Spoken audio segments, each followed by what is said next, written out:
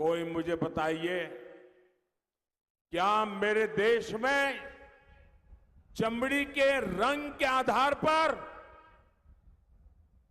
लोगों की योग्यता तय होगी? क्या चमड़ी के रंग का खेल शहजादे को किसने इजाजत दी है? संविधान सर पे लेकर के नाचने वाले लोग चमड़ी के रंग के आधार पर मेरे देशवासियों का अपमान कर रहे हैं। మిత్రులారా, ప్రశ్నను తెలుగులో వివరిస్తాను. మన దేశంలో కూడా ఈ రాకుమారుడు ఎవరైతే ఉన్నారో, ఈ పెత్తందారుల పెద్ద కుమారుడు ఎవరైతే ఉన్నారో, ఆయన మీద నాకు చాలా కోపం వస్తుంది.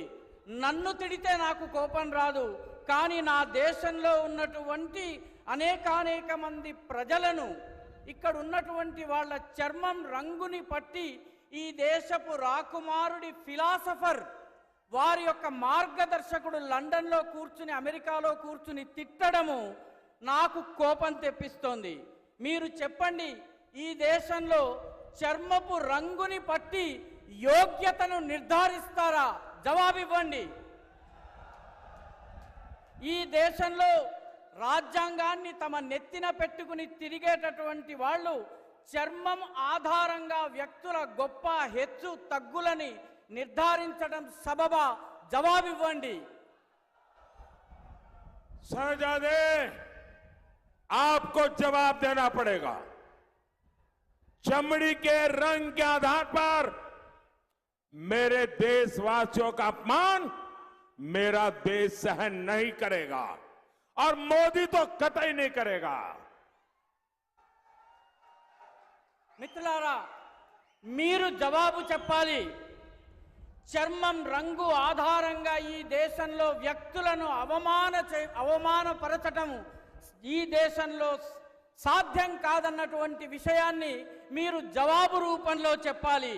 ఈ దేశం యొక్క ప్రతిష్టను భగ్నం చేసేటటువంటి ప్రయత్నాన్ని మోదీ సహించరు. ఈ విషయాన్ని కూడా మీరు అర్థం చేసుకుని కరతాళ ధ్వనుల ద్వారా మీరు చెప్పండి. साथियों,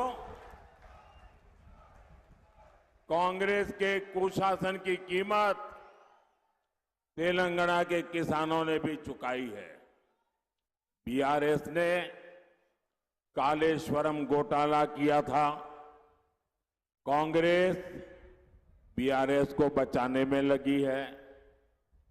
कालेश्वरम प्रोजेक्ट पर इसका लूट का नुकसान हमारे किसानों को हो रहा है।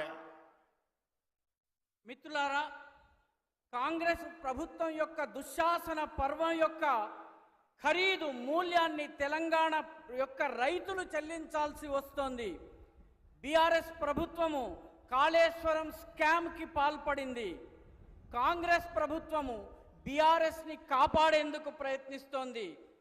కాళేశ్వరం ప్రాజెక్టు పేరిట జరిగినటువంటి లూటీ యొక్క నష్టాన్ని రైతులు భరించాల్సి వస్తోంది.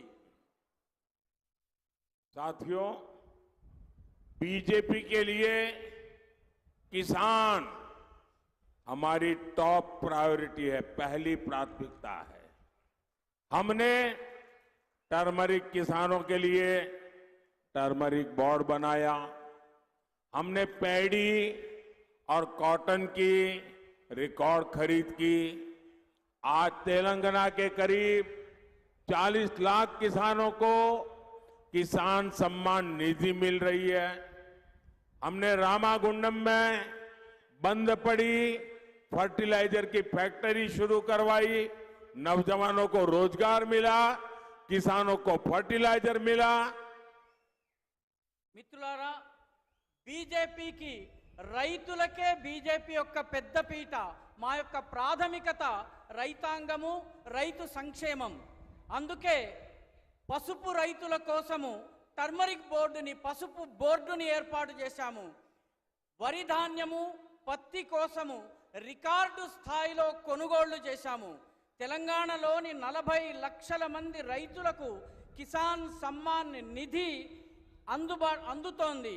అదేవిధంగా రామగుండంలో మూతబడిపోయినటువంటి ఫర్టిలైజర్ ఫ్యాక్టరీని మళ్ళీ ప్రారంభించాము. దీనివల్ల యువకులకు ఉపాధి లభిస్తోంది, రైతులకు ఎరువులు లభిస్తున్నాయి. साथियों, तेलंगाना सरकार तो केंद्र के विकास कार्यों से भी परेशान है। तेलंगाना और वारंगल में हमने टेक्सटाइल पार्क बनाया है, लेकिन ये लोग टेक्सटाइल पार्क के संचालन में समस्या पैदा कर रहे हैं। उसमें